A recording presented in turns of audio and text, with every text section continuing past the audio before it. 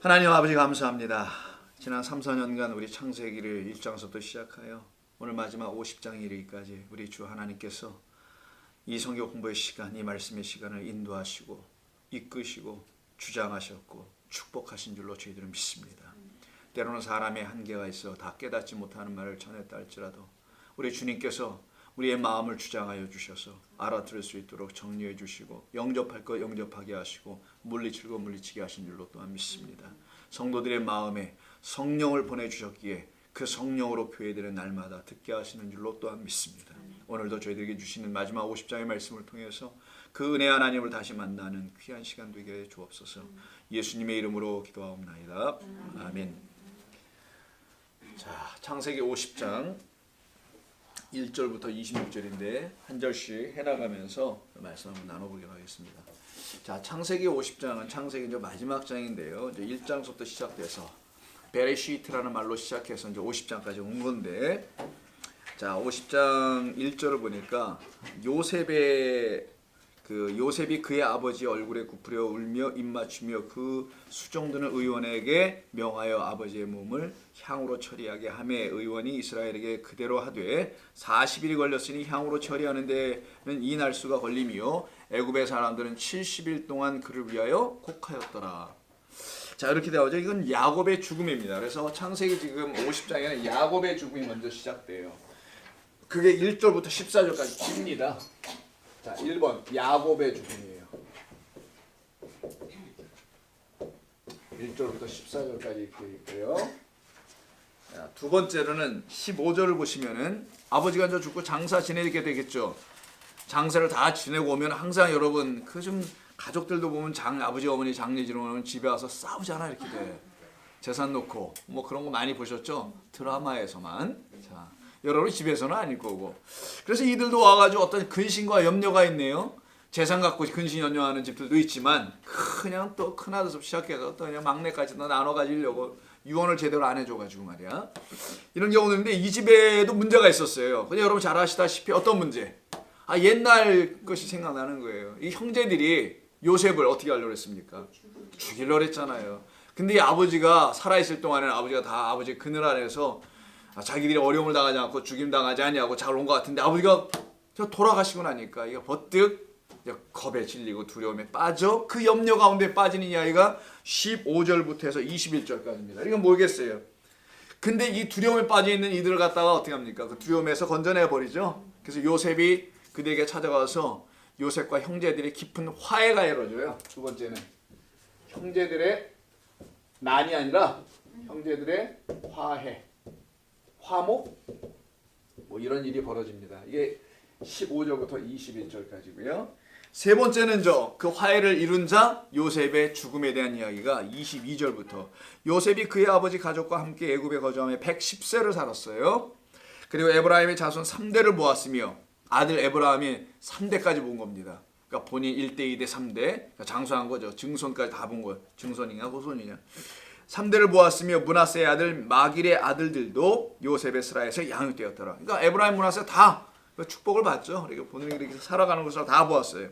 그리고 요셉이 그 형제들에게 이르되 나는 죽을 것이나 하나님이 당신들을 돌보시고 이렇게 얘기하네요. 당신들을 이 땅에서 인도하여 내서 아브라함과 이삭과 야곱의 맹세하신 땅에 이르게 하시리니 하고 죽습니다. 그래서 요셉의 죽음이네요. 자, 세 번째는 요셉의 죽음. 이게 22절부터 몇 절까지? 20? 아까 박수자 권사님 여기 들어오셨다 나가셨는데 교회는 안 계세요? 가셨나 그럼 아마 그러셨구나. 설교 뭐 하신다고 들어왔다가 사람이 없어서 일찍 안내하시면서 가셨는데. 응? 가신 거예요 집에? 예, 교회도 안 계시죠? 예, 오케이.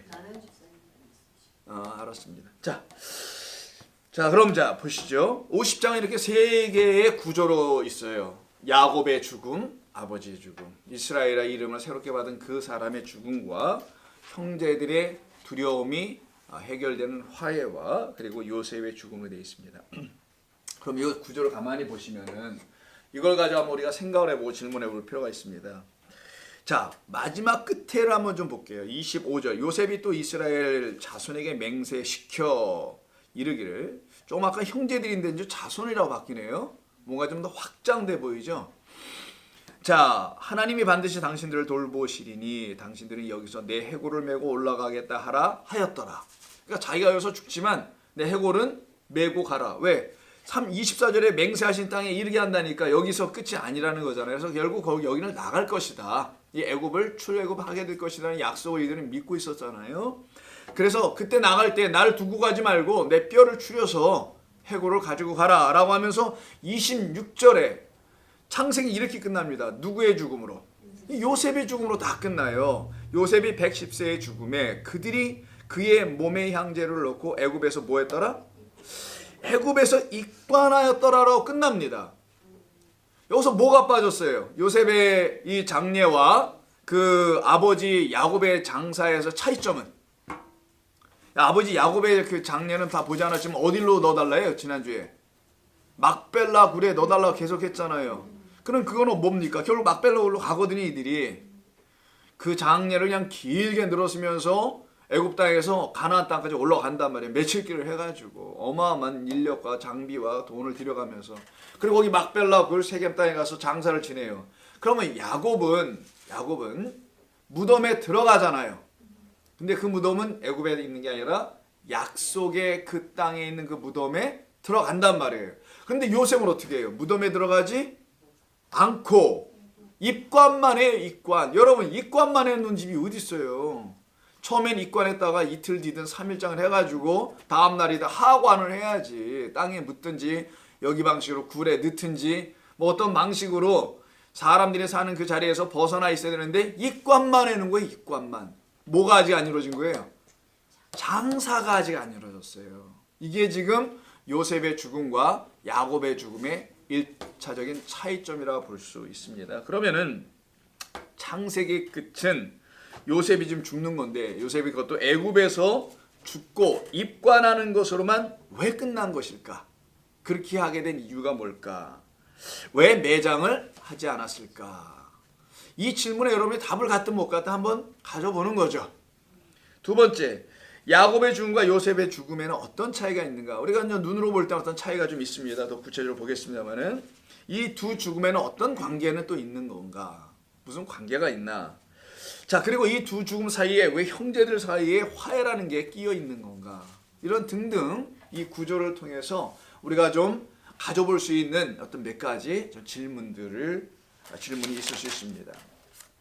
자, 먼저 50장 1절부터 3절 한번 보시면은 자, 야곱이 죽었어요. 그때 이 장례를 준비하는 기간이 총 며칠인지 한번 보실까요? 40일이 걸렸으니 향으로 처리하는데 이 날수가 걸림이요. 애굽의 사람들은 70일 동안 애곡하였더라. 이걸 40 플러스 70으로 해야 될지 아니면 70이란 전체 안에 40이 들어가는지는 모르겠습니다만은 나눠서 볼 때 어쨌든 향품 처리하는데 이거 미라 처리하는 거예요. 당시에 그 매장법으로 옛날에 그 파라오들이 다 이렇게 해서 미라처럼 이렇게 돼 있지 않습니까? 이런 방식으로 당시 문화 안에서 장례법 따라서 시신의 방부 처리를 겁니다. 썩지 말라고 향품 처리하는 거예요. 그럼 안 썩나요? 그럼 안 썩은 걸로 쳐주는 겁니까? 그게 어디? 근데 옛날 사람들은 그런 걸 안 썩게 하면은 그 이집트 사람들 거기에 다시 영이 신부터 자기 영이 혼이 들어와서 살아날 거라고 기대했거든요. 그래서 동물들까지도 전부 다 이렇게 처리해놨다고 해요. 자, 그런데 향품 처리하는데 40일씩이나 걸려요? 야, 이게 무슨 일국의 왕도 아니고 왕도 이 정도까지 했을까? 모르겠어요. 그리고 고고랍니다. 어느 부대를 동원해도 하루 이틀이지 이걸 70일간을 애곡을 한다. 근데 여기서 좀 우리가 좀 생각해 볼 게 숫자가 좀 익숙하다라는 거예요. 40일 또 70이자 이게 왜 이런 숫자를 굳이 어서 동원하면서 향품 처리하는 죽음의 기간을 40일. 향품 처리니까 이 시체를 완전히 죽었다라는 걸로 딱 처리하고 끝. 이게 향품 처리의 끝이에요. 죽음은 일단 끝인 거지만 그 시신을 완전히 향품 처리가 끝나야지 이제 매장으로 들어갈 죽음 준비 끝 이렇게 되는 거예요. 그게 자 향품 처리가 아니 40일이나 걸린다. 이게 어마어마한 일입니다.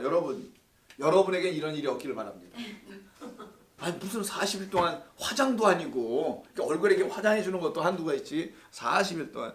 그리고 70일간을 고그래요. 애고 70일이에요. 아니 이 많은 기간을 70일 동안 눈물이 나오나? 여러분 하루 이틀이지 우는 것도 한 3일 울고 나면 눈물 안 나옵니다. 뭐 더 울 게 어디 있어요. 그래서 옛날에 아이고 이거 곡을 했단 말이에요. 곡한다 그랬죠. 곡을 한다 그랬지. 아이고 그래서 곡하는 부대를 데려다 놓고 하기까지 했거든요. 옛날에 좀 권세가들은 자기들이 우는 게 한계가 있으니까 목도 쉬고 지치잖아요. 그래서 곡하는 사람들 사다가 써서 아이고 그 사람들 목 좀 좋잖아요. 이렇게 한 건데 40일. 자, 40이라는 성경의 숫자는 몇 가지가 중요한 게 있습니다. 하늘에서 비가 내릴 때도 40일이었고요. 또 광야에서 40년이라는 40자의 기간이 또 지나가기도 합니다. 이 모든 40은 이 땅에서 지나가는 수를 쓸 때 40이라 쓰는 거예요. 그걸 갖다가 인생의 기간이다. 이렇게 표현도 하고요. 저마다 인생이 광야라는 시간을 지나가면서 하늘나라의 그 백성으로 준비되는 기간을 또 40이라고도 하는 거예요. 40은 그래서 모세가 돌판을 받으러 십계명을 받으러 올라갔을 때도 40. 그게 다 뭡니까? 준비 기간이에요. 하나님의 말씀들이 되는 그런 준비 기간. 그래서 광야에서 미드바르라고 하죠. 자, 미드바르라는 이 광야 다바르에서 광야로부터라는 뜻이에요. 본래 뜻이 광야로부터인데 이걸 분석해보면 이게 말씀이라는 뜻이거든요.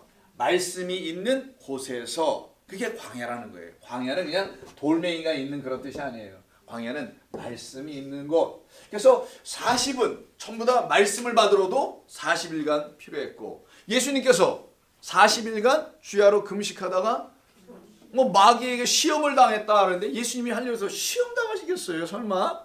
그런 게 아니죠. 그 마귀는 어떤 말을 가지고 옵니까? 예수님 앞에 40일 금식한 자 앞에 어떤 말을 갖고 와요? 거짓된 말을 갖고 오잖아요. 진짜 시험을 가르쳐 주는 거예요, 여러분. 시험은 여러분 누가 왜 저 옆에 나는 저렇게 화장하고 왔어? 이런 걸로 시험 드는 게 아니고 제발 그런 걸로 시험 좀 들지 마시고 이왕 들려면 차원 좀 높게 들어요.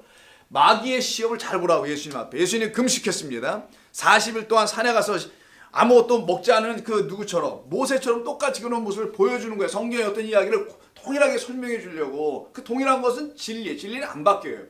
그게 뭐냐면은 예수님께서 모세 설명. 광야 40일 동안 시내성을 올라가서 돌판 하나님의 언약의 말씀을 갖고 내려왔듯이 예수님이 바로 거기서 내려온 돌 말씀 반석이라는 걸 당신은 알려주려고 내가 말씀이야라는 걸 알려주려고 똑같이 그 모습을 한 거예요. 내려왔더니만 마귀가 예수님을 시험을 한다는 시험 페리아저 단어를 쓰는데 이 시험이 뭐 마음 상하게 하고 뭐 다치게 하고 화나게 하고 뿔나게 하고 속상하게 하고 나 교회 안 나와 이런 시험이 아니란 말이에요. 이게 유치하게 그게 아니고 예수님 앞에 돌을 떡으로 만들어 봐라 뭐 이런 얘기하는데 전부 다 예수님은 그에게 뭐라고 대항하십니까? 그렇지 전부 다 말씀으로. 그게 무슨 말이냐면 말씀으로 마귀를 이기는 거야. 뭐 교회에서 이렇게 가르친다는데 말씀으로 이기긴 뭘 이기는 그런 게 아니고요. 마귀가 하나님의 말씀을 왜곡하는 자입니다.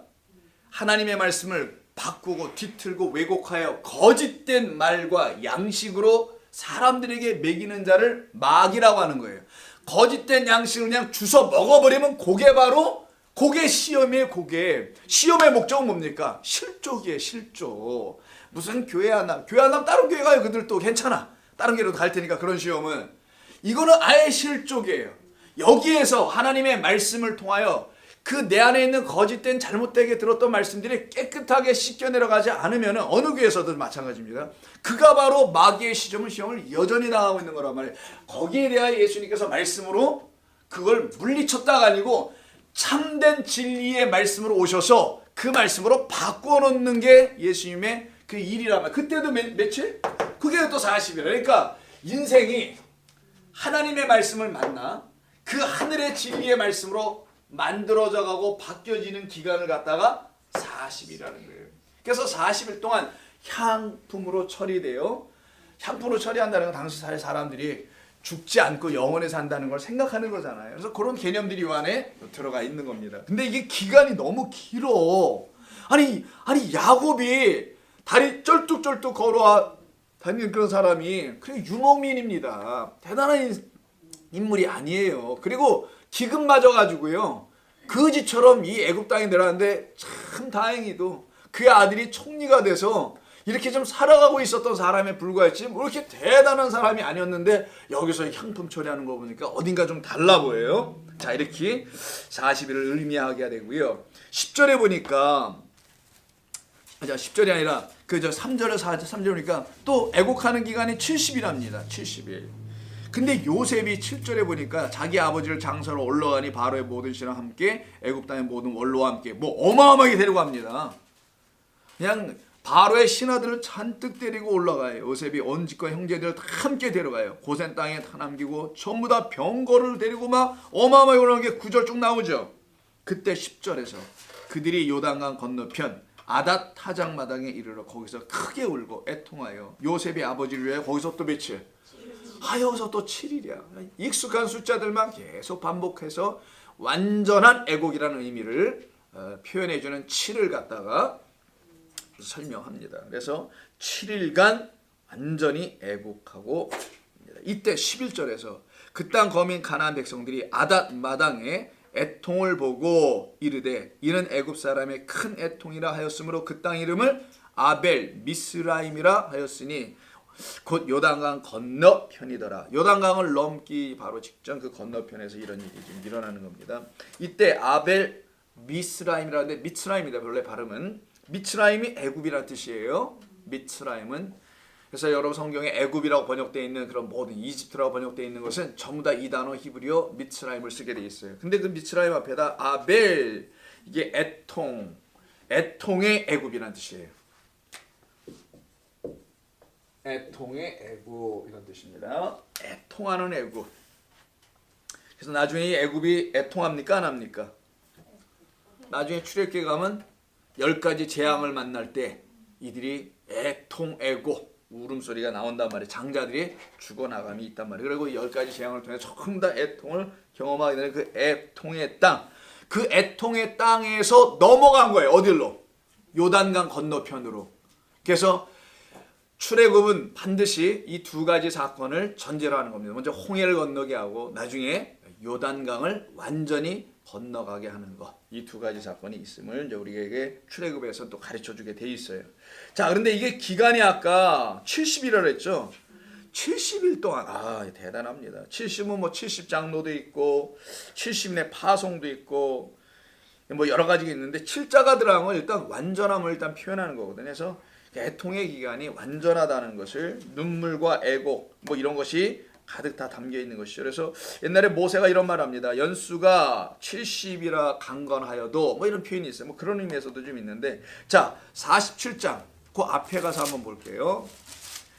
자, 이 야곱이 애굽의 왕 바로를 만날 때의 모습이 47장 9절입니다. 자, 8절부터 바로가 야곱에게 묻되 내 나이가 몇이냐 얼마냐 그랬더니 야곱이 9절에서 바로에게 아뢰되 47장 9절 내 나그네 길의 세월이 130년이다. 내 나이가 얼마 못되니 우리 조상의 나그네 길의 연주에 미치지 못하나 험악한 세월을 보냈나이다 하고 야곱이 바로에게 축복하고 그 앞에서 나왔다고 돼 있어요. 이때 보면은 험악한 세월이라고 그러죠. 여러분 인생엔 누구든지 험악한 게 있습니다. 그 인생 돌이켜보면 다 눈물 없는 인생이 없어요. 눈물을 좀 한 바가지냐 한 컵이냐 이 정도의 차이는 좀 있을 수 있어요. 한 통도 흘리시는 분이 있죠. 평생을 눈물로 사는 애곡의 인생들이 다 있습니다. 여러분 안 그런가요? 여기 계신 분들 제가 볼 때 다 그럴 것 같은데 뭐 눈물 없는 인생이 없고 아픔 없는 인생이 없고 상처 없는 인생이 없고 또 눈물 안 흘리게 하는 인생도 없고 상처 안 준 인생도 없고 남 안 아프게 하지 않은 인생도 없어요. 서로 다 주거니 받거니 주거니 죽이니 살리니 죽이니 이러면서 그 험악한 세월을 130년을 지금 지나온 사람이 이분이에요. 이거 야곱. 그러면서 하는 말이 뭐랍니까? 난 별것도 아니에요. 이런 얘기를 하더라는 거지. 내 날수는 별것도 아니에요. 그 말이 뭐예요? 나이가 아직 젊어요. 이런 표현이 아니라 내 선조들은, 내 조상들은 나보다 더 험악한 세월을 다들 살아냈습니다. 그런데도 불구하고 나는 지금도 여전히 당신을 축복할 수 있는 사람이요. 이게 험악한 세월만 지나간 사람이 이런 말 못합니다. 험악한 사람은 여러분 왕 같은 사람 만나면 자기 하소연하기 시작할 거고요. 그에게서 무슨 도움이라도 받아볼까? 뭐 이럴 거 아니겠냐고요. 근데 그런 얘기 하나도 안 하고 한마디로 나 험악한 인생 살았어. 그러나 내게는 하나님이 인도하심에 부으시는 은혜가 있었기에 나 당신을 축복할 수 있는 사람이요. 나는 그 열조 아브라함서부터 시작된 얘기. 그 인생도 만만치 않았어. 우리 아버지 이삭도 그렇고 그럼에도 불구하고 우리에게 주신 하나님의 약속과 맹세가 우리 집안에는 흘러가고 있는데 그 맹세와 약속 안에 담긴 하나님의 축복을 당신이 좀 알았으면 좋겠어 라고 하는 게 바라크 축복한다는 거예요. 노인네가 막는 굴려고 아무나 붙잡고 축복 이런 얘기가 아니고 이때 험악한 세월 눈물 없이는 지나갈 수 없는 이 세상. 여러분 눈물 없이 못 지나갑니다. 인생 그래서 보면 다 불쌍한 겁니다. 사실은 인생은 다 불쌍해서 불가에서는 그걸 갖고도 얘기를 많이 하죠. 인생은 다 불쌍하니 측은지심이라 하여. 그래서 사람들이 생각을 하지 않습니까? 자, 인생은 다 저마다 불쌍해. 근데 그것이 끝이 아니고 그 불쌍함을 자기가 해결할 수도 없어요. 궁극적으로는. 우리 교회는 그런 것을 가르치는 것이 아니고 그 불쌍한 인생 그런 거 어떻게 할 건가? 보상받을 건가? 예, 받아야죠. 어떻게? 뭐 세상으로부터 뭐 어디로부터 어떻게? 그 보상이 우리에게 있다라는 걸 알려주는 거예요. 자, 그래서 이 험악한 그 말, 즉 험악하게 하는 그곳 애굽이었다는 겁니다. 결국은 애굽이에요. 애굽에서 넘어가요. 요단강으로. 그래서 그 땅 이름을 아벨 미츠라임이라고 이름을 붙이게 된 거예요. 그래서 애국인의 곡함이라고 번역되어 있지만 애곡의 애통하는 땅, 애통의 땅 애굽이다. 이 세상을 애굽이라고 하는 겁니다. 성경은 이 세상은 누구나 지나가야 되는데 애굽 같은 이 세상을, 광야 같은 이 세상을 눈물을 흘리고 지나갈 수밖에 없지만 그 눈물을 기쁨의 단을 걷는 것으로 하나님은 바꾸십니다. 결국은 여러분의 가운데서 이루어질 때 여러분 이제 아멘 하시고 감사하게 되는 거죠. 자, 15절 넘어갈까요? 자, 그래서 가나안 땅으로 13절부터 메오다가 마물의 앞 막벨라 밭 굴에 장사했다. 이 막벨라라는 말이 쌍둥이라는 말을 갖고 있었다 그랬죠. 더블. 두 개의 굴이다. 두 개. 왜 이게 둘이라고 했냐면 굴은 반드시 하나였을 겁니다. 하나인데 이 이름 자체가 막벨라라는 것이 14절에 있는 13절에 있는 이게 둘이라는 의미가 있어요. 그래서 이곳에 묻히는 것과 또 다른 무덤의 이야기가 신약에 또 나온다라는 거예요. 그 무덤을 미리 얘기하는 이 무덤이 막벨라입니다. 그래서 모든 약속 안에서 죽은 자들은 이 땅의 무덤에서 죽는 게 아니에요. 성도는 그건 육신으로 죽는 거고 그런 죽음을 성경이 죽음이라고 하지 않고 예수의 그 무덤에서 같이 죽고 같이 부활해 나오는 거예요. 이걸 성경이 말하는 죽음과 부활이라고 하는 겁니다. 그래서 그게 막벨라 굴에다가 지금 장사를 하는 거예요. 이게 끝납니다. 자, 끝났는데 14절 다 끝나고 애굽으로 더 돌아왔어요. 그때 애굽의 요셉의 형제들이 15절 보세요. 그들의 아버지가 죽었음을 보고 말하되 요셉이 혹시 우리를 미워하여 우리가 그에게 행한 모든 악을 다 갚지나 아니할까 하고 구린 데가 있는 거야. 뭔가 잘못된 데가 있어. 이렇게만 생각 이들은 했단 말이에요. 이게 뭔가 이게 도대체. 이게 뒤에 가면 안타까워서 요셉이 막 뭐라고 합니다. 내가 예전에 다 왜 용서하고 다 끝났는데 당신들은 여전히 뭐 한다는 거예요? 용서를 못 받은 자처럼 왜 살아가는 거예요. 여기에 메시지가 있어요. 이미 그 죽음으로 우린 다 죽고 다시 살아났는데 다 용서함으로 구원받았는데 왜 당신들은 여전히 맨날 회개하고 용서받지 못한 자로 두려워하고 염려와 근심을 하고 하나님 앞에서 쩔쩔쩔 매고 막 두려워하는 그냥 그래서 벌벌벌 기는 그냥 자녀답지 않은 이웃집 종들도 그렇게까지 안 할 텐데 그냥 전부 다 그런 모습으로 보여지는 게 이 15절의 형제들의 상황입니다. 그러면서 이들이 16절에 뭐라고 하냐면 음늘막까지 동원합니다. 아버지 이런 말 안 했어요? 요셉에게 말을 전하여 이르되 당신의 아버지가 돌아가시기 전에 명령하였대. 명령. 부탁도 아니고. 이르시기를 너희는 이같이 요셉에게 이르라.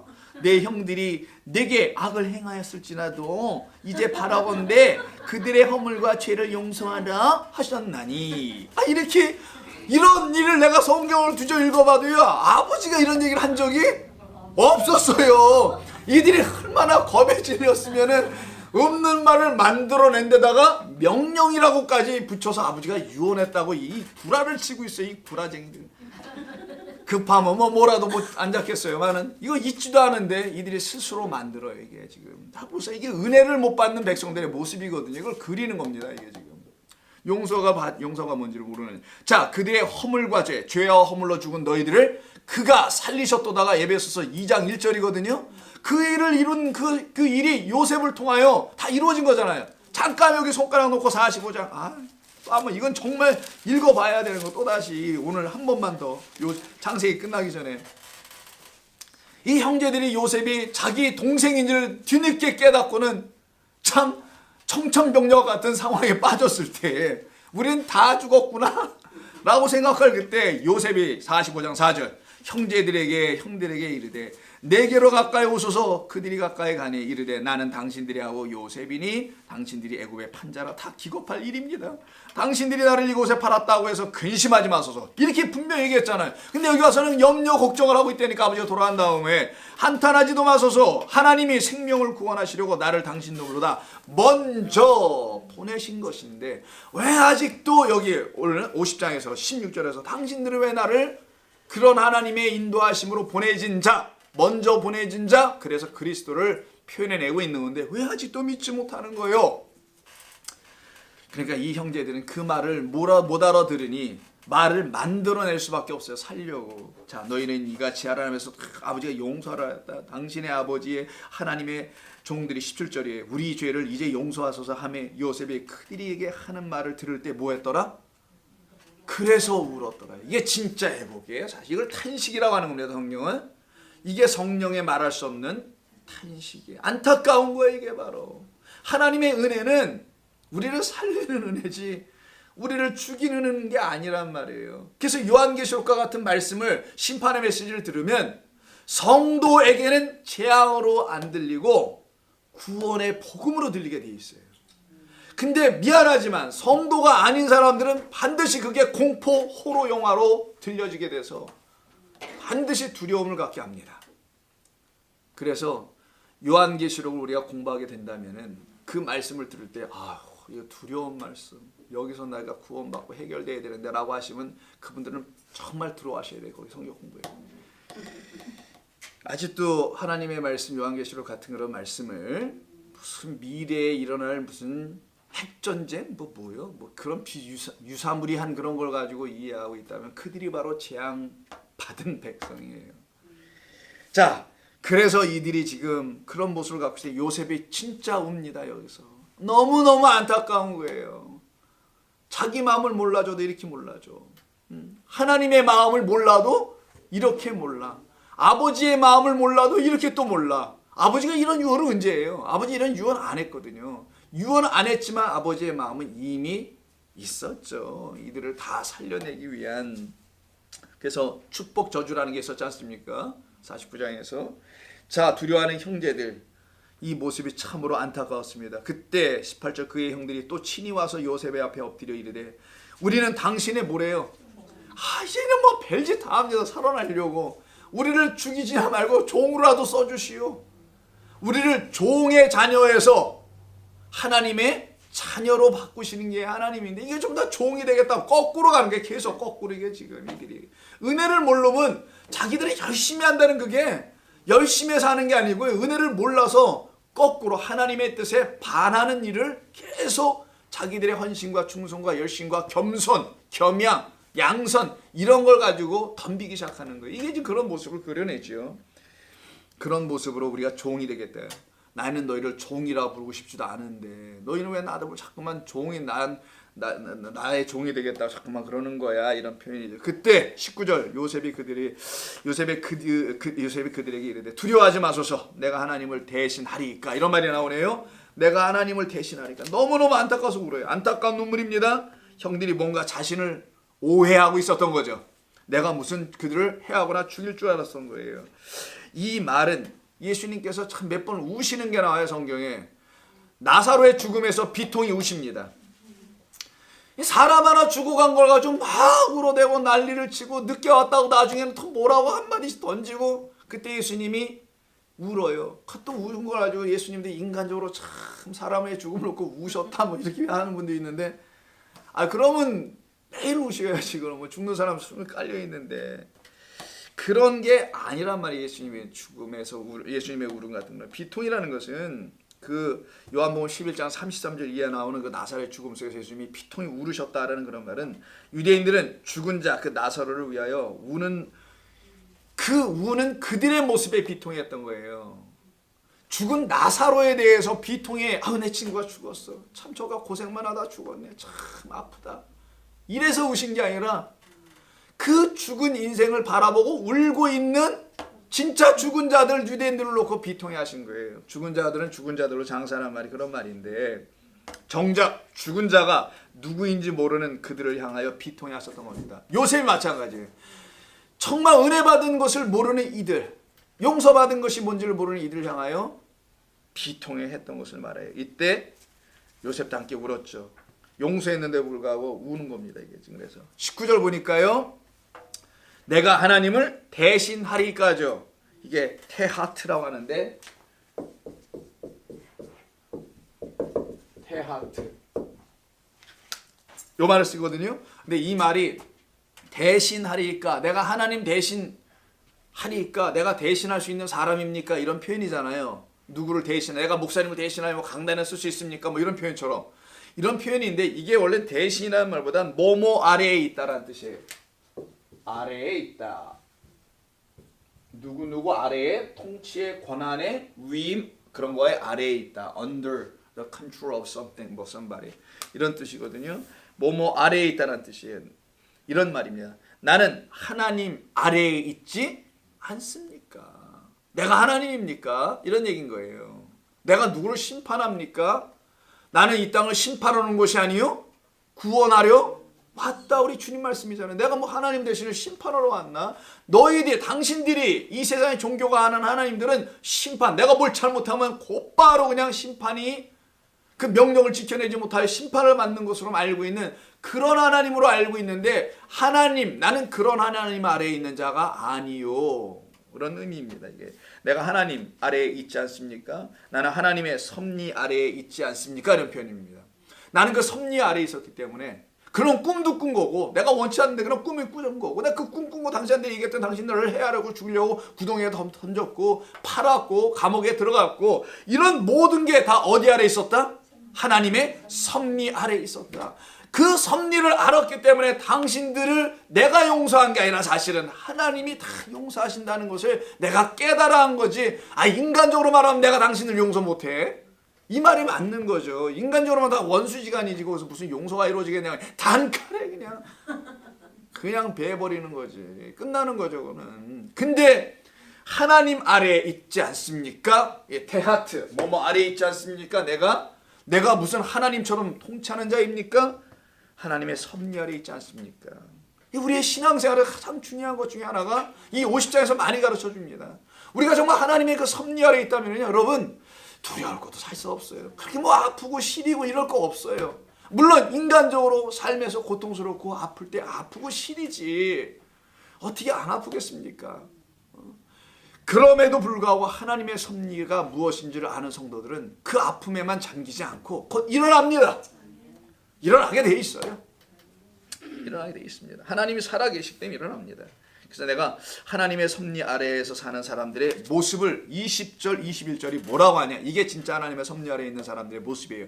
당신들은 나를 헤아려 왔으나 하나님은 그것을 선으로 바꾸사 오늘과 같이 많은 백성의 생명을 구원하려 하게 하셨나요? 아까 읽었던 거랑 똑같네요. 45장 5절부터 쭉 나왔던 그 5절, 6절, 7절, 8절에 있는 생명을 구원하시려고 당신들은 나를 헤아렸으나 하나님은 그것을 선으로 바꿨다. 이거 창세기의 주제가 하나 나왔네요. 선 나왔잖아. 선.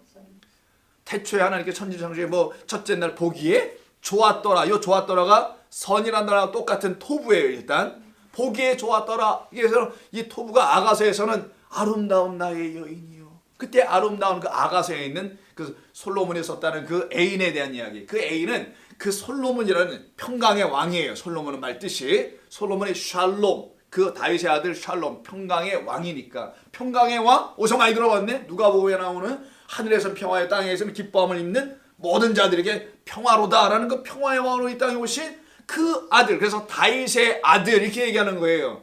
육체적으로는 솔로몬이지만 솔로몬에게는 이름만 남아준 거고, 그래 진짜 그 솔로몬 그 이름 뜻으로 올 자 평강의 왕이 올 거야. 그 평강의 왕으로 인하여 이런 뜻이겠네요.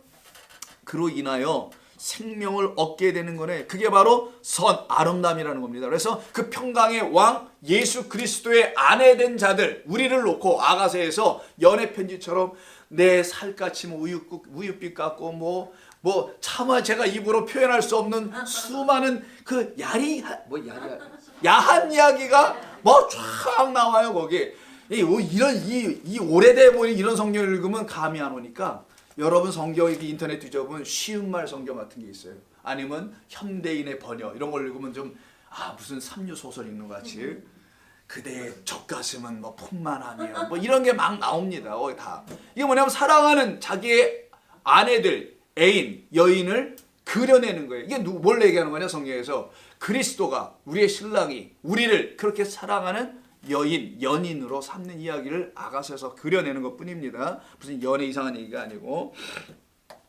자, 그래서 솔로몬이 이렇게 많은 궁녀를 데리고 있었나? 자, 그리고 21절 당신들은 두려워하지 마소서. 내가 당신들과 당신들의 자녀를 기르리이다.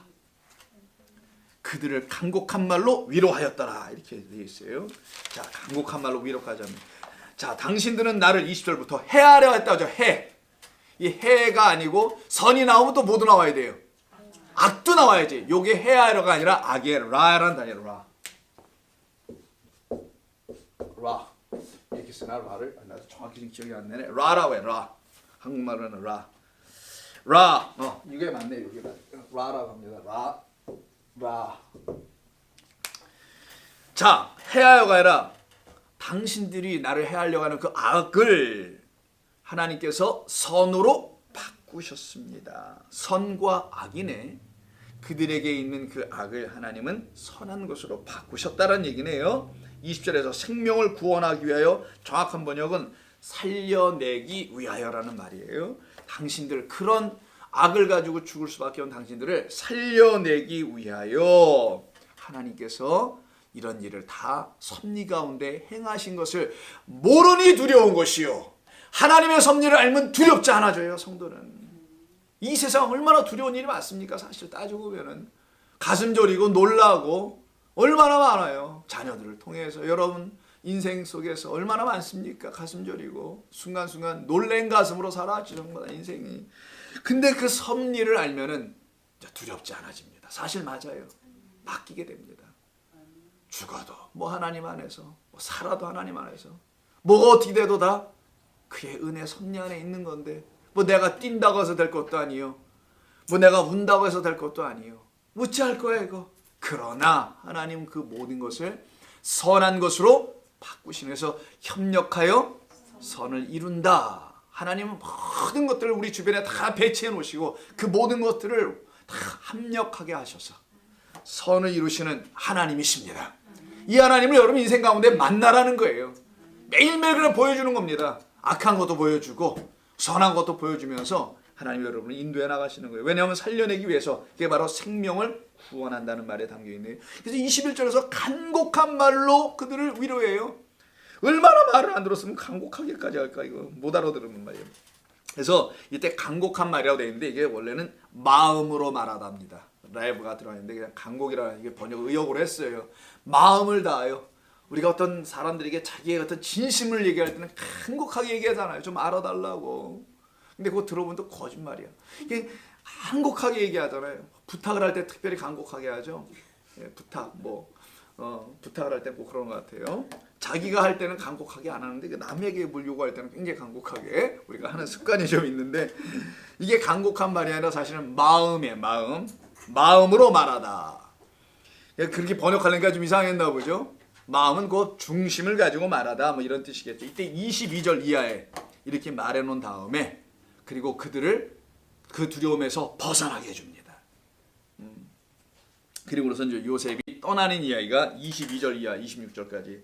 자, 요셉의 죽음이 쫙 나와요. 요셉이 그 아버지 가족과 함께 애굽에 거주한 지 110세를 살았어요. 3대 뭐 이렇게 다 축복받고 살아가는 것처럼 보입니다. 그때 24절에서 형제들에게 나는 죽을 것이나 하나님은 당신들을 돌보실 것이다.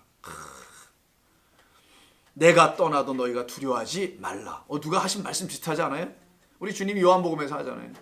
두려워하지 말라. 내가 너희와 항상 함께 있을 것이며 내가 너희를 위하여 처소를 예비하러 갔다가 금방 올 거야. 두려워하지 말라. 내가 주는 평안을 세상이 주는 평안과 같지 않으니 내 평안을 의지하고 믿고 기다려라. 뭐 이렇게 말씀하시는 그것처럼 나는 죽으나 당신들은 하나님께서 돌보실 것이요.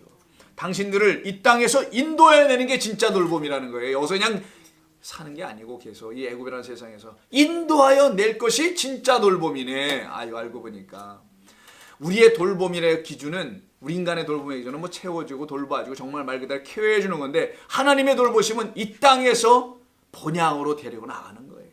그게 하나님이 우리를 진짜 돌보는 거죠. 그 돌봄이 없이 이 땅에서 뭘 이걸 채우고 저걸 해주고 이걸 가지고 돌봐주면 안 된단 말이에요. 그래서 하나님은 그걸 돌보신다. 그래서 요셉의 죽음을 설명한 것은 히브리서에 있습니다. 자, 갑니다. 오늘 이전에 목사님 히브리서 말씀하셨는데 히브리서 11장 22절 11장 22절 21절까지는 야곱에 대한 이야기고요. 히브리서 11장 22절 365면 신약성경 저 뒤쪽 365면 히브리서 11장 22절. 자, 한번 찾아보세요. 천천히. 믿음으로 요셉은 이렇게 나와 있죠. 자, 갑니다. 믿음으로 요셉은 임종시에 11장 22절 이스라엘 자손들이 떠날 것을 말하고 똑같네요. 뭐라 그랬어 아까요? 당신들을 하나님께서 이 땅에서 떠나게 할 거야 라고 했잖아. 떠날 것을 말하고 또 자기 뼈를 위하여 명하였으며 라고 되어 있네. 여기 분명히 나오네. 요셉에 대해서 딱 한 절로만. 자, 믿음으로 히브리서 기자의 표현은 뭡니까? 이스라엘 백성들이 어떻게 떠난다는 거예요? 애굽 땅을. 그렇지, 믿음으로 떠난다는 거예요. 믿음이 없는 백성은 떠날 수가 없게 되죠.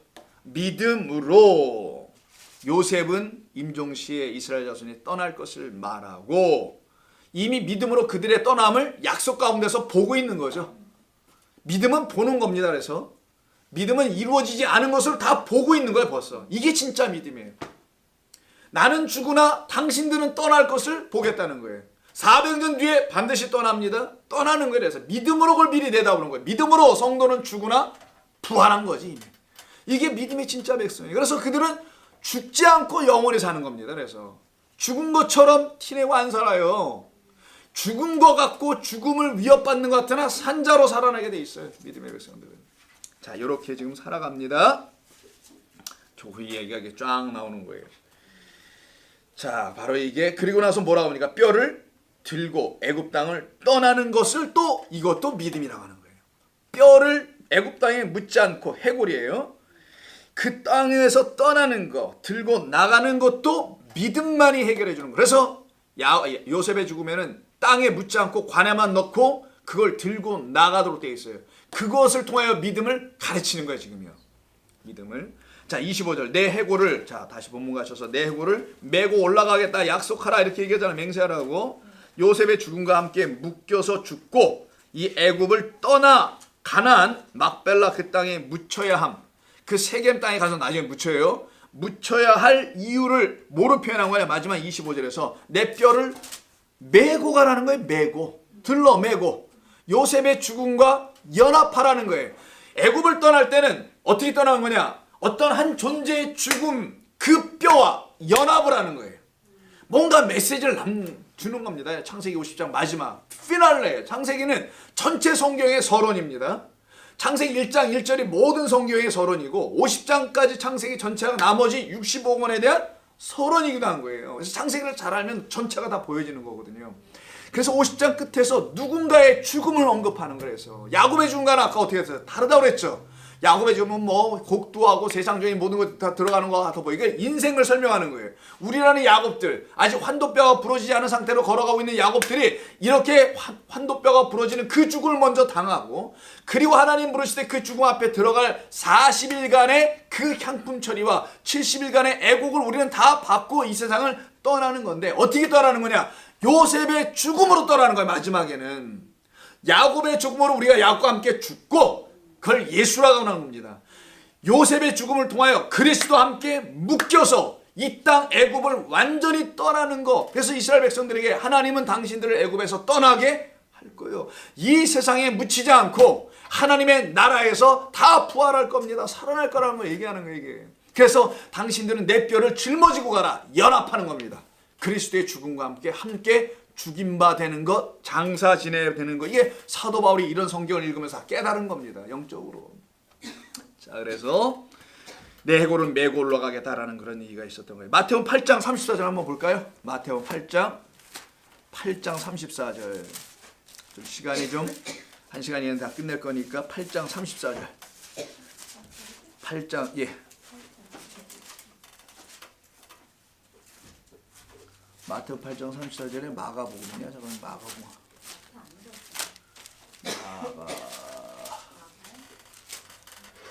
예, 마가복음이네. 마가복음. 죄송합니다. 마가복음 8장 34절. 마태 다음에 있는 무리와 제자들을 불러 이르시되 누구든지 나를 따라오려고 그러든 자기를 부인하고 자기 십자가를 지고 나를 따를 것이다. 자, 고린도후서 4장 10절. 이 말씀을 좀 이해시켜주는 본문을 좀 한 두어 군데 읽어보려고 하는 거예요. 왜 이게 관을 메고 가라는 건가? 죽음을 왜 짊어지고 가라는 건가? 죽음이잖아, 이게 아직. 죽은 상태, 그 죽음을 왜 짊어지라는 고린도 후서 4장 10절. 여러분 잘 아시는 8절 이하, 우리가 사방으로 우겨쌈을 당하여도 쌓이지 아니하며 답답한 일을 당하여도 낙심하지 아니하며 박해를 받아도 버림받지 아니하며 거꾸로 뛰림을 당하여도 망하지 아니하고. 이게 이 애굽 땅을 걸어가는, 이 세상 광야를 걸어가고 있는 우리들의 모습인데, 성도의 모습인데, 그러나라잖아요. 전부 다 그러나.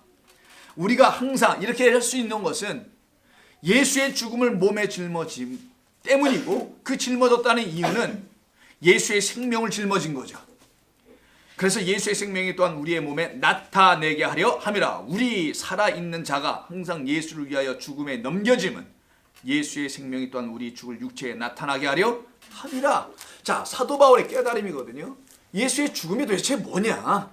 십자가를 지고 따라오라는 그 말이 도대체 뭐냐? 성도가 이 땅에서 살아가는 삶의 내용이라는 겁니다. 이게 바로 성도는 이렇게 살고 이렇게 결국 살아날 자라는 걸 창세기에서 이미 말해놨다라는 거예요. 그래서 요셉의 죽음에는 땅으로 들어가지 않고 누군가가 메고 애굽 땅을 떠나야 돼. 우리는 이 땅에서 예수를 만나고 그의 죽음의 의미가 십자가 뭔지를 깨닫고 그 죽음을 나의 새 생명으로 얻고 어디로 가냐? 그 생명 때문에. 그래서 아버지께로 가는 거예요. 내가 길이요 진리요 생명이니 나로 말미암지 않고는 아버지께로 갈 수가 없느니라. 26절 마지막 절입니다.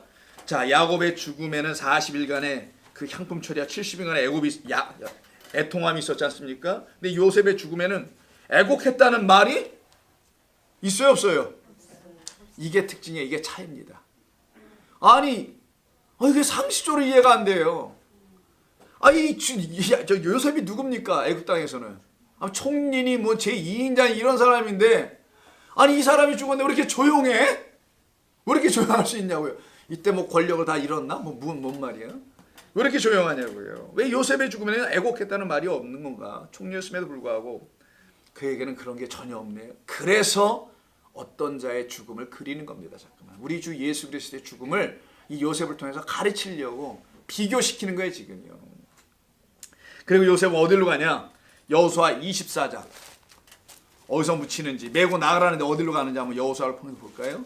여호수아 정복전쟁이 다 끝나요. 가나안 땅에 들어간 이후에 그 마지막 장인 24장에서 땅을 다 분배해. 여호수아는 예슈아의 구원자입니다. 그가 다 땅을 분배해. 여호수아 24장. 창세기, 출애굽기, 레위기, 민수기, 출애굽기, 거꾸로 가네 또. 신명기 다음에 여호수아죠. 여호수아 24장 마지막 장 358 8면 정도 되나? 32절 거의 끝에요. 끝에. 사실 마지막에 이렇게 끝나요. 보세요. 뭐라고? 다 죽음입니다. 또 이스라엘 자손이 애굽에서 가져온 누구의 뼈? 그 요셉의 뼈를 세겜에 장사하였으니 이곳은 야곱의 백크시다를 주고 세겜의 아버지 하몰의 자손들에게서 산 밭이라. 그것이 요셉의 자손의 기업이 되었더라. 여기다가 묻어요. 여기다가 장사해요. 아론의 아들 엘르아살도 죽음에 그들이 그의 아들 비느하스가 에브라임 산지에 받은 산에 장사했더라. 전부 다 묻히고 죽음으로 딱 끝나요. 이게 바로 요셉의 끝입니다. 이 땅에 애굽 땅에서 묻히지 않고 약속의 땅, 바로 값이 지불된 땅, 그 땅에서 묻히고 끝나는 것으로. 근데 이 요셉의 장사 지내면은요, 아까 애굽에서 죽고 가나안 땅에 갈 때 장사 지내는 애곡하고 야곱 얘기입니다. 막 울고 했던 그거하고는 달리 이 요셉의 죽음은 어떤 죽음을 말하냐, 어떤 장사를 말하냐. 정복 전쟁이 끝난 거예요. 전쟁이 끝나고 땅을 차지했습니다. 완전하지 못했지만 거의 다 차지했어요. 이 차지한 끝에 가나안을 정복한 이후의 장세를 지냈다는 점이 차이예요. 전쟁이 끝나기 전에는 안 했다라는 겁니다. 뭐냐? 우리 여호와의 전쟁이라는 게 있어요. 하나님의 전쟁이 있습니다. 그건 성도들 안에서 이루시는 하나님의 싸움이에요. 우리 안에 있는 거짓된 것들을 몰아내는 하나님의 참된 것을 주시기 위한 여호와의 전쟁이 있어요. 그 여호와의 전쟁이 일어나고 끝이 나야 뭐가? 평화와 안식이 주어지는 거예요. 즉, 이 요셉의 죽음에는 바로 그걸 전제하고 있다는 거예요. 정복전쟁이 끝난 이후에 요셉의 죽음과 장사에는 기쁨이 있다는 겁니다. 기쁨이. 이 죽음, 승리라는 죽음, 기쁨이라는 죽음, 십자가에서 비참하게 죽은 자의 죽음이 아니라 참된 승리의 죽음을 이루신 그 예수 그리스도의 죽음을 미리 맛보게 하는 이 요셉의 장사에는 이런 차이점이 야곱의 장사가 나타나더라는 거예요. 그래서 야곱의 애통함이 요셉에게는 기쁨으로 해요. 그래서 눈물로 씨를 뿌리는 자는 기쁨으로 그 단을 거두리이다. 다시 한번, 눈물로 씨를 뿌리는 자, 눈물과 함께 씨를 뿌려. 씨는 하나님의 말씀이에요. 그 하나님의 말씀이 내 안에 들어올 때 씨를 어디다 뿌려요? 밖에다 뿌리는 건 이런 씨앗들이고, 하나님의 말씀은 반드시 내 안에 중심에 떨어져야지. 그때 이 씨가 떨어지면 어떻게 돼요? 눈물 흘린단 말이에요. 반드시. 먼저는 그 씨가 내가 들어와서 어떻게 합니까? 힘들고 괴롭게. 엄마들 다 아시잖아요. 씨가 들어오면 힘들고 괴롭고 어렵고 임신 우울증도 생기고 뭐 여러 가지 증상들이 오잖아요. 그런 것을 육체를 통해서 보여주듯이 영적으로 하나님의 말씀이 여러분에 들어오면 그때부터 전쟁입니다. 싸움이에요. 칼입니다. 불이에요. 검이에요. 그게 안 오면 안 돼. 성도 안에 그게 들어오는 것에서 나 안에 있는 거짓된 것이 완전히 무너져 내리고 싹 제거가 돼야 돼. 그 여호와의 전쟁, 내가 검을 주러 왔노라. 평화를 주러 온 내가 아니야. 너희를 살려내는 건 이거밖에 없어서 말씀의 검은 관절과 골수를 쪼개기까지 한다라는 게 히브리서에 있는 말씀 아닙니까? 그렇게 들어오시는 그분을 통해서 우리가 찢겨지고 헤어지는 이 씨가 떨어질 때 눈물이 함께 쏟아지는, 해서 눈물로 씨를 뿌리는 거지 무슨 기쁨으로 씨를 뿌리는. 요즘에 교회들이 기쁨으로 씨를 뿌리지. 막 교인들에게 그냥 가머니설로 좋은 말 쫙 뿌려놔가지고는 아이 그 정도만 얘기해. 눈물이 안 나와. 눈물이 무슨 감정의 눈물이 아니라 애통하는 게 없어. 산상수훈에 애통하는 자는 복이 있나니 저희들이 위로를 받을 것이요. 뭘로? 말씀으로. 그게 진짜 위로예요. 교회 와서는. 뭐 다른 거는 극장 가서 위로 받아요. 눈물 좀 흘리고. 여행 가면서 한번 은혜래네. 그것도 은혜래. 위로 받고 그런 건 잠시 잠깐. 또 해야 돼. 그지? 근데 영원한 위로가 있어요. 정말 하나님의 섭리 안에 들어가는 그 위로가 있단 말이에요. 그 통치 안에 들어가는. 그때는 평안과 평강이 주어지죠. 그래서 애통하는 자, 야곱의 애통이 약복강에서 막고 부러지는 애통이 있었기 때문에 어디로 넘어가요? 약복강을 넘어서 에서의 땅으로 들어갈 수 있었던 거예요. 근데 거기 가면 죽는 줄 알았더니 안 죽더라고. 그래서 넘어가다가 얍부루 뭐 이렇게 표현하는데 여기서 나온 말이 히브리인이란 뜻이에요. 그래서 히브리서가 나오는 거예요. 그래서 여러분 성경에 히브리서는 다 물을 건너간 자들의 이야기인 거예요. 그래서 믿음으로 누구는 다 물 건너간 게 아니라 이 세상을 건너간 거지 전부 다. 그래서 믿음으로 히브리서가 딱 기록되며 다 건너간 13장의 허다한 증인들이 구름대같이 많더라라고 결론을, 그러니까 12장 끝으로 결론이 아니라 13장, 아니 12장에서 딱 결론을 더 내리는 거예요. 믿음에 대한 이야기는. 그런 허다한 증인들이 다 기쁨으로 승리한 자라고 얘기하는 겁니다. 그러니 계시록 21장을 안 볼 수가 없지. 창세기를 봤으니 또 오늘도 우린 창세기를 보면서 꼭 계시록을 봐야 돼요. 그것도 21장. 야, 이런 말씀이 우리에게 있다는 것이 위로입니다. 위로. 21장 4절. 이거 저 장례 때 많이 읽는 건데, 우리 어떤 장례 때 읽는 거냐? 이런 사람 죽을 때 읽는 게 아니란 말이에요. 이거 살아있을 때 알고 읽어야 되는 거예요. 이거는 죽은 자들 거기 관 앞에 가서 읽어주는 그런 얘기가 아니고, 자 뭐냐? 모든 눈물을 그 눈에서 닦아주시니 다시는 뭐가 없어요. 그래서 아니 여러분, 사망이 없는 눈물을 닦아줌이라는 거예요. 사망이 없는, 사망이 더 이상 없어 너에게는. 이게 진짜 위로받는 거예요. 다 죽는데 나에게 사망이 없대. 무슨 사망? 영원한 사망은 없어요. 대신 영원한 생명을 얻어. 이래니 그게 위로지. 아, 이런 위로를 어디서 전해줘? 열심히 다 해도 안 된다는 게 이 세상 종교가 가르치는 거거든요. 한번 해봐 열심히. 근데 부족해 나날이. 그 부족하다는 이유를 근거로 잡고다 맨날 괴롭히잖아. 성도들과 교인들과 뭐 불자와 신자들을. 모든 종교들이 조금 부족하니까 좀 더 해보시오.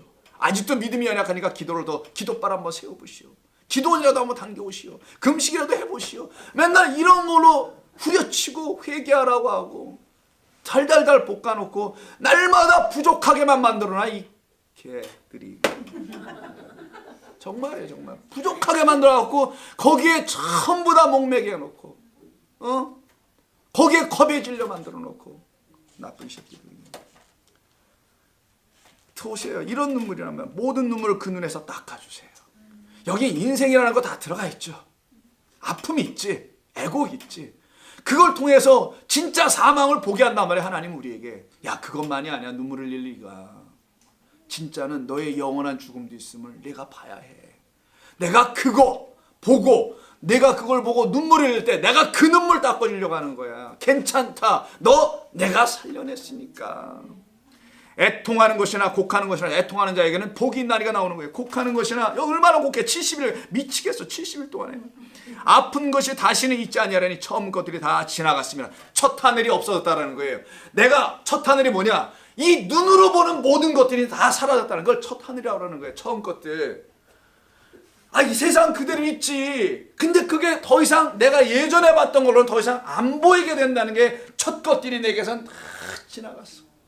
아, 이거 알아들어야 된다 우리 교인들. 여러분 알아듣잖아요. 내 눈앞에 있는 이것들이 전에는 나를 고통도 주고 어려움도 주고 뭐 기쁨도 주고 희락도 주고 했는데 이게 그런 게 아닌 걸 이제 알았어. 이런 걸로 눈물 흘리거나 기뻐할 게 아닌 걸 이제 알았어. 그래서 첫 것들이 다 지나가 버렸다. 이들이 새 하늘을 본 자들이 바로 거기에는 눈물이 없어요. 바다도 없어.